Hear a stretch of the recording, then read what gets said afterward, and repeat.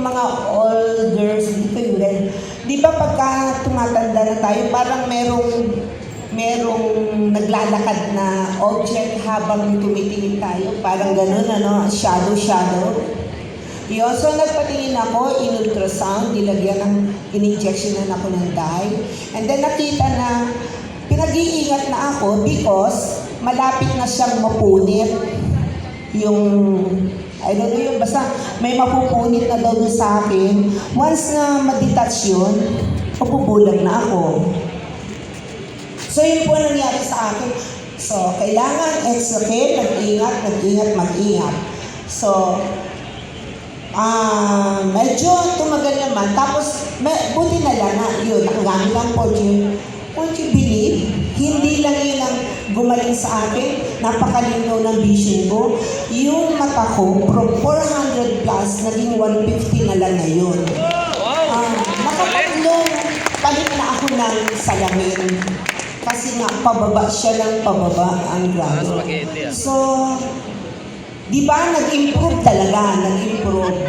Hindi ko naman sabihin na directly na sinasabi na because of torture, but alam ko siya yung nakatulong. Yun.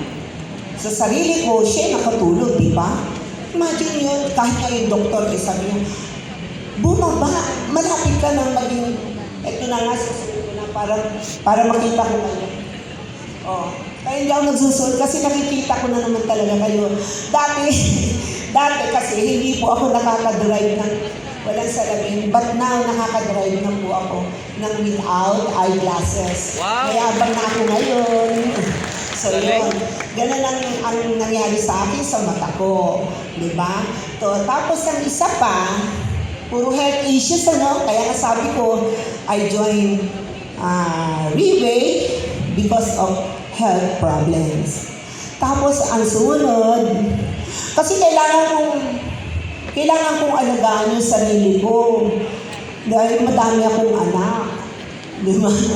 So, kailangan matapos sila, ganyan. So, sa awa naman ng Diyos, natapos naman na sila. Tapos, ang sumunod pa, isa pa, yung meron din nakita ang cardiologist ko, sa fourth quadrant ng heart ko, may nag-start na blockage, nagkakaroon na ng blockage. Ayun, ganon. Kaya pala madalas nag-chest pain ako. Nag-chest pain, pero siyempre, hindi mo ako doktor. So, nung pinatingnan ko, sinabi niya nga na ganon. So, hanggang bigla na lang na nawala. Yung naglalita na siya, hindi na ako nakaka-experience na sumasakit yung dibdib ko. Mabigat yun mabigat yung talagang naramdaman ko dito. Lalo na pagpagod, at saka yung pag nagbubuhat ako, talagang masakit. Ayun, ganon. And then, nung mga 2 years ago, kasi I joined Reway nga pala, by the way, last January 2021, yung during pandemic nung nag-join ako. So ngayon, nung 2 years ago, ano ang tawag doon? Yung ECG with Doppler, yung matagal na, basta nakasalang yun. Tapos, sa result, tuwa-tuwa yung cardiologist kasi ang sabi niya, oy, congratulations, you're unlikely to experience stroke. Diba? Yung stroke, diba, alam naman natin na napaka-traidor niya. Sabi niya ganon. So yun ang tuwan-tuwa yung doktor. And then, regularly, a year after, pina-check niya, it's the same. All daw yung mga vessels, open siya, tsaka normal yung flow, yung size. So, di ba, sino magmamahal sa ating sarili natin? Di ba tayo, alagaan natin ang ating sarili. Huwag natin pipirin, lalo-lalo na, kasi sinasabi na talagang mahal, di ba? Pero, hindi Kasi, isang pagkakamali lang na tinipid mo yung sarili mo, well, Patay. ayoko na magsalita. Tapos ito pa, meron pa isa, health na naman ha. Nung pandemic, di ba? Nagka-COVID ako. Siyempre, naka 1 month pa lang ako nakatake ng 4th year. Bakit ako nagka-COVID? Naku, tinawagan ko ang sponsor ko. Sabi ko sa sponsor ko, bakit ako nagka-COVID? Di ba sabi mo, magaling to, ganyan. Hanggang gano'n. Talagang tawagan ko. Galit na galit talaga ako. Tapos sabi niya, ewan ko, sabi niya ganyan. Siyempre, nagtataka na rin sila. Pero alam mo, dapat pala naging thankful ako. Kasi, critical, at that time na nagka-COVID ako, wala pang vaccine.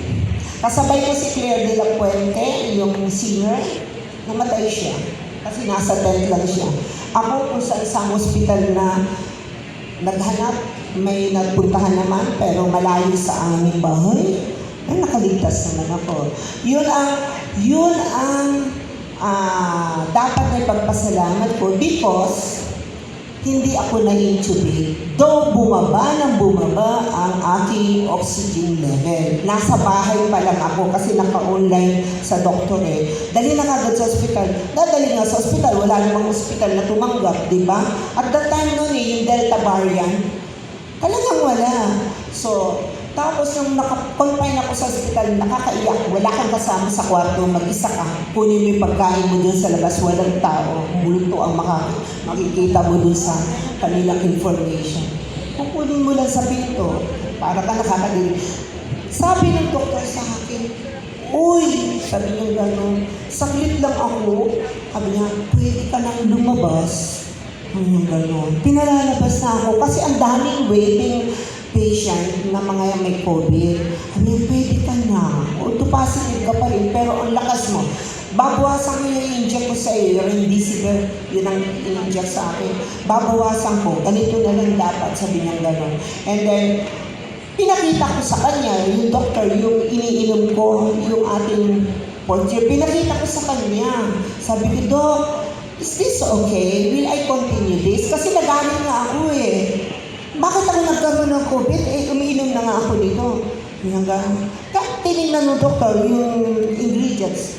Sabi niya, this is okay. You continue with it. Sabi niya gano'n. Yun po ang nangyari. Hindi dapat talaga pala magalit, pero yun ang nagligtas sa akin. Kasi ang alam ng mga anak ko, paglabas ko ng bahay, ang piling nila, isang drum na raw ang iniluha nila. Babalik daw ako sa bahay, naka-jar na. Di ba noon? Jar, abo ka na.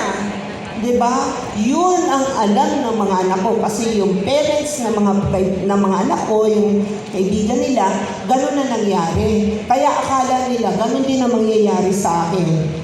Pero, napaghandaan ko pala, hindi ko alam. Hindi ko naman actually napaghandaan. It so happened lang, dumating sa akin ang 4th year. Yun. Yun talaga. So, di ba? So, ngayon, 4th year is life. andito ako sa iyo sa harapan. And then, isa pa, yung sa not health problem. But every time na magkakaroon kami ng reunion sa probinsya, sabi niya, ba't ikaw ang pinakabata sa amin? Yun, di ba? Imagine naman. So, totoo naman po yung mga sinasabi, nakakabata. Di ba? Yun. Tsaka hindi lang bata nagiging sharp yung isip mo at saka yung pasensya mo. Sobra kung ang transformation na ginawa sa akin. Dati napakainiti ng ulo ko. Siyempre, boss ako sa amin sa office. Ako masusunod, di ba? Ibang-iba na talaga ako kasi at saka akala ko, sa totoo lang, nung nandito ako sa Railway, bago pa dito, sabi ni Tito Mon, wala si Tito Mon, nasa Spain ngayon, sabi ni Tito Mon, suplada ko daw. Bakit ako suplada? Because ang culture namin sa trabaho namin, medyo mahigpit para hindi ka ma-intimidate sa mga clients mo, diba? Huwag kang, paganda. Sabi niya, So, ang hirap ko daw, parang hirap daw i-approach ako. And then, ba't ngayon? Andito na ako. Tapos ngayon, ang dami ko na, at saka binigyan ako ni Lord, bless ako ng marami. Excuse me, Billy Jaime, magme-mention ako ng konti about sa career. Tawag dito, biglang dumami, at dahil sa sipag, dumami yung aking leaders, kaya hindi ako, mabilis ako from 2-star to Pabo. Oh, di ba? Yun. Alam po ba niyo kung gaano kahirap kung kinuha yung Pabo niya? Imagine naman si Boss Limbo, nag-promo, first month, second month, double ranking. Pagdating sa third month, walang double ranking, walang product promo. Alam mo ba, may niyak-niyak ako, galit na galit talaga ako. Ano ba ito, itutuloy ko? Ano sa tingin niyo? Naipasa ko yung first month and second month. Diba? Sayang naman. Pero Diyos ko, maniwala po kayo. Grabe. Second, naka 2 weeks na ng September. Ni isa, wala pa akong pumapasok. So, worried na. Worried na kami lahat. Lahat sila. Pati mga sila Tito Mon, lahat sila. Ano mangyayari? Kasi sayang naman yung pinaghirapan niya first month and second month. Diyos ko, tiwala lang. Kasi yung first month, ihiniling ko yan sa Panginoon. Lord, pakitaan mo ako ng talagang ibibigay mo sa akin itong Pabo. Ay, hindi naman ako nahirapan sa first month. Tapos second month, muntik ng, yung last yung coding, muntik sumablay. Saan ka ba naman nakakita na mayag na, okay na kami, biglang nag-back out? Di ba? Ano gagawin mo? Umiyak na lang ako. To the rescue ng aking mga leaders. Kasi nagkataon, may mga leaders ako, yung mga pamangkin ko. Gusto ko magpapo, anong gagawin ko? Sabi yung gano'n. Teka, sabi niya gano'n. Saglit lang, may kakausapin kami. Kinabukasan, sabi sa'yo, 2 days na lang yun. Deadline na. Kinabukasan, meron na tita isang, oh my God, praise God. So nakalusot yung second month. Pero yung third month na sinasabi ko sa inyo na pinaka-critical, 6 stars ang kailangan kong mag-promote. 6 stars. Walang promo si boss, product, or double ranking. So, anong ginawa? Anong ginawa na?